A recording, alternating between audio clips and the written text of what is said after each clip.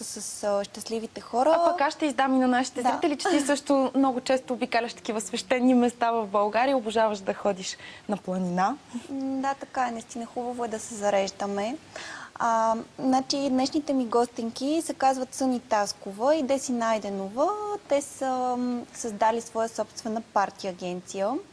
Изцяло сами, без подкрепа на родители или някакви други спонсорства, което наистина е така достойно за възхищение за две млади дами. Да успят да създадат бизнес всъщност от това да доставят радост на хората. И то без особена външна подкрепа. Да, да. С какво друго те впечатлиха, Венци? Значи първо като влязох там в техния офис ми направи впечатление, че всичко е като приказка. Цялата стая беше украсена с офиса, всъщност разноцветни гирлянди, с всякакви плюшени играчки. Тоест, даже самият им офис не приличаше на типичният скучен офис, където има просто един компютър и 4 стени, в които се чувстваш потиснат и евентуално ти се струва трудно да изкараш 8 работни часа. Напротив, там обстановката е наистина весела и празнична. И друго, което исках да кажа, което всъщност много ме впечатли, знаеш, когато примерно студентите си говорят, можем да създадем своя агенция, свой бизнес, да се издържаме сами така, но много често тези мечти потъват и в крайна сметка не ги реализираме. И ето тези две дами са доказателство, че ако вярваме в мечтите си, можем да ги реализираме и всъщност да работим това, което ни прави наистина щастливи. Тоест, така, аз оставам с впечатлението, че са жени, които вдъхват увереност в мечтите ни. Карат ни да повярваме в мечтите си. Да, така е, защото вместо да седите се оплакват от това, примерно, че работят нещо, което и не им е приятно и не им харесва, реално те се занимават с нещо, което ги зарежда много положително. А още по-хубавото е, че всъщност те правят щастливи и другите хора, които ги търсят.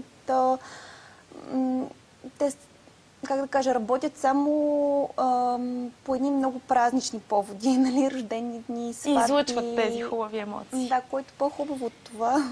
Кажи ми честно, Венци, усети ли ги наистина като щастливи хора? Мисля, че да. Поне и двете ми се сториха много положителни, много усмихнати.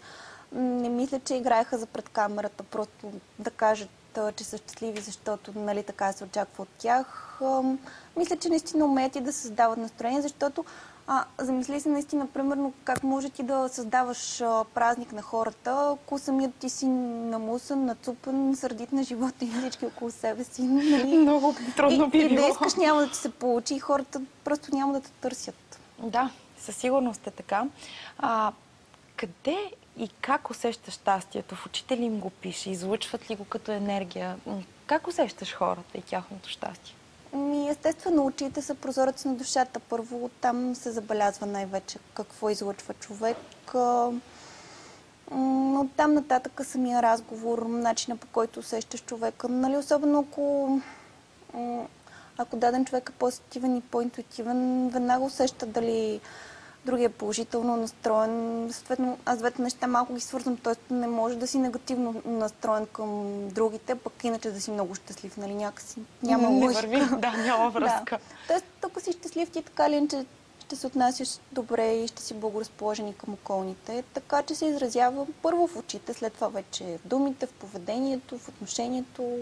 А заразително ли е щастието? Защото ти знаеш, ние тук много често разглеждаме сериозни теми, проблеми на хората, на нашите зрители и много ми се иска така малко да ги заразим с хубаво чувство, с положителна енергия.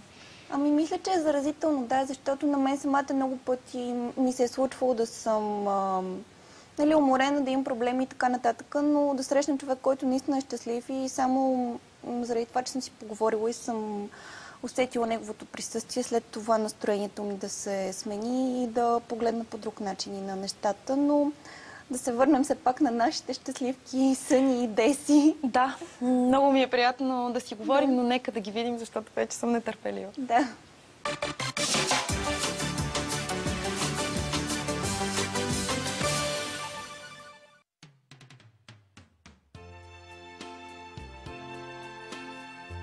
Как започна, не знам, уж на шега. бизнес като детска игра малко се получи. В началото така организирахме предимно за забавление, с наш ентусиазъм правахме нещата, след което с течение на времето услугата започна много да се търси. И двете с Деси сме завършили педагогика, моето и средното образование свързано с педагогика и с работа с деца. И така започнахме. Деси ти? Ами, както каза Съни, започнахме с детските партита, което беше наистина много забавно, така страхотно предизвикателство и за двете ни на времето, а пък в последствие вече нещата се развиха, появиха се партитата за възрастни, появиха се много клиенти, които започнаха да искат от нас тази услуга. Готови сме да реализираме всеки повод за парти, рожден ден, имен ден, кръщене, Хелоуин, въобще всяко радостно събитие за семейството. Може би най-често срещания повод, за който ни търсят нашите клиенти, това е рождения ден на децата. Това е едно много специално събитие за всяко семейство и за нас е особено предизвикателство да го организираме така, че детето да го запомни до следващата година, когато отново ще има рожден ден. На първо място, много е важно за нас да знаем клиента какво иска. Няма значение дали това е 5-годишно детенце или някаква голяма фирма, която ще си поръчва парти при нас. Така че всъщност за нас е важно да се срещнем с хората, които ще празнуват, за да знаем какви са техните желания, след което да поемем изцяло организацията на партито, след като уточниме така всички детайли. Наистина се развихряме, твориме тук всичко в нашия офис. Ние си го наричаме парти работилница, защото наистина правим много неща. И така общо взето, горейки с много парти ентусиазъм, общо взето няма нещо, пред което да се спреме и се стараем наистина да постигнем максимален ефект с това, което така най-добре ще се случи за съответния празник. Аз като представител на Зодия Дева особено много ценя всички детайли, всичко да е изпипано до последната подробност и на добрата предварителна подготовка наблягам особено, тъй като смятам, че всеки може да действа с голямата четка, но професионализма всъщност си личи точно по детайла. По това нещата да са изпипани така, че всичко да е лесно, приятно в самия ден на партито, да няма непредвидени неща, неприятни изненади и така. Любопитно ми е, съществува ли някаква мода в детските партита?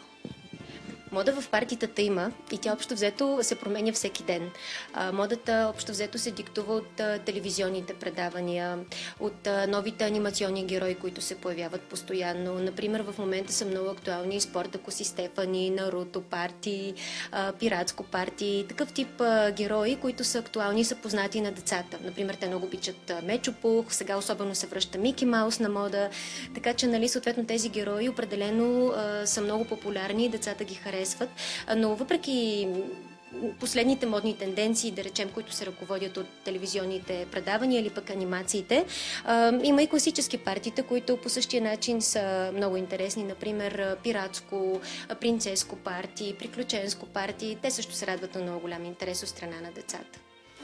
Модерни са също и различни партии атракции, като надуваеми замъци, батути за скачане, партията свързани с заря, огън, различни атракции, на които децата много се забавляват. Също така арт-ателиета, свързани с рисуване на чаши, тениски и други подобни креативни дейности. А щастливи ли са хората, които ви търсят, с които работите? Какви са вашите наблюдения? Всеки един човек, който ни потърси, който се обърне към нас, винаги има едно прекрасно позитивно настроение, защото самия разговор започва с много приятни неща, забавление, парти, усмивки, настроение, което предстои да се случи. И неминуемо ние усещаме такива щастливи нотки в разговорите. Определено смятаме, че хората, които ни търсят, са щастливи хора, защото те реално искат да направят един техен празник, наистина един много голям празник, наистина да се чувстват щастливи и въобще всичко да се получи както трябва.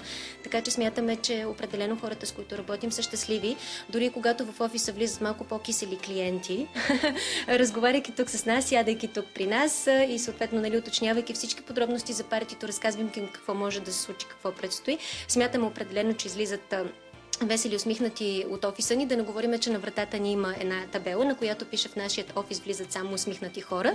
Така че още от вратата ги посрещаме и ги зареждаме с такова положително настроение. Най-искрени и щастливи по време на партито са децата. Те са на 100% в забавлението, защото са спонтанни. Родителите обикновено стават много спокойни и благодарни, след като партито приключи. Тогава съответно можеш да видиш, че те са щастливи и доволни. Като цяло е много приятно да си част от щастието на хората, от хубавите им поводи, от забавлението и от това, което се случва докато тече партито. кое е по-интересно да организирате детско парти, сватбено тържество или някой тематичен купон?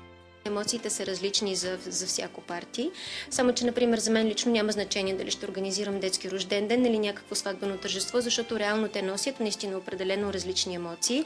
Всяко едно парти е много различно. Именно в това според мен, скрие така очарованието в нашата работа, защото имаме възможността да работиме с различни хора и да правим различни неща.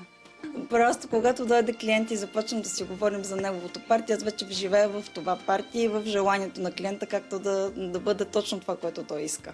В смисъл, старая се всеки детайл да е пипнат и всичко да бъде така, че да му достави удоволствие и на мен това ми достави удоволствие. Може би това е тайната, толкова години да се занимавам с тази работа и да ми носи щастие и удовлетворение. Може би само да вметна, според мен не са ни много любими са и сватбените партита, които така организираме. Така още заето това и е страст. Имам предвид, че наистина сватбата, както си говорихме с теб, е един много специален, щастлив момент. За нас също наистина е голямо удоволствие да организираме такива тържества. И тя особено много обича да организира подобни партии. Има страхотни идеи, когато дойде момента за организация.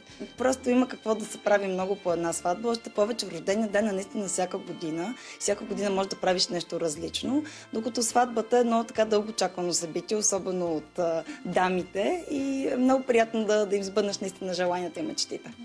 Така и все пак е свързано с така най-хубавото човешко чувство, любовта. Или поне така би трябвало да бъде. За мен е всъщност една от основните причини човек да се чувства щастлив. Защото когато е влюбен и когато се чувства добре, няма причина да не е щастлив. Предлагате ли някакви такива по-интересни, забавни костюми, с които човек би могъл да влезе в роля по повод някоя парти, съответно? Предлагаме най-различни костюми и самите ние, когато имаме тематични партита, се маскираме по съответно подходящ на темата на партито начин. Забелязали сме, че хората обичайно избират някакъв костюм, който много така съответства на тяхната душевност. Има много интересни попадения в това отношение. Наблюдаваме ги от години по различни карнавали, маскаради по повод на Хелоуин. Много е любимо за хората да се маскират, обичат да влизат в роля и самите ние също отговаряме на това желание на нашите клиенти. Разкажете ми по-конкретно какви роли, какви костюми. Това е любопитна подробност. Например, за Хелоуин задължително сме вещици, вещорана и марморана или обратното. Например, това е персонажа, който е за конкретния празник. Разбира се, може да бъдем принцеси в съответната тема на партито. Ако имаме пиратско парти, съответно се обличаме в костюми, които са подходящи. Въобще, в зависимост от всяка тема, може да бъде облечеме по подходящия начин, така че да впечатляваме и децата, и родителите, защото определено костюм още повече помага на това съвсем така да вдъхновим децата и да създадем необходимата атмосфера. На Деси много и отиват ролите на принцеса, защото има много приказен глас. Аз обичайно добре се справям с вещицата. Децата веднага си мислят, че съм истинска вещица, като включа моя глас. Предполагам, че за родителите като пораснали деца също е забавно да влизат в различни образи, не само за децата. Ами това е една всъщност от най-основните ни изисквания. Да включим родителите в партито. Когато то е за деца и е поръчано по повод рождения ден на детенцето, родителите не са извън този празник. Те не могат просто да седят някъде в заведението или в парти залата и да не се включват в партито. Обичайно ги включваме и в детската дискотека, и в игрите, като асистенти. Те също много се забавляват. Тук атмосферата е много весела, много слънчева, много уютна. Прави ли ви вас самите щастливи това, с което се занимавате? Няма как да не ни прави щастливи. Постоянно работим с усмихнати, позитивни хора. Нашите аниматори са такива. Хората ни търсят по хубави поводи. И като цяло ние си създаваме настроение постоянно. Това е много важно, за да можем да вършим добре работата си. Защото ако ние самите не се чувстваме щастливи и добре, трудно бихме могли да забавляваме другите хора. Така е наистина.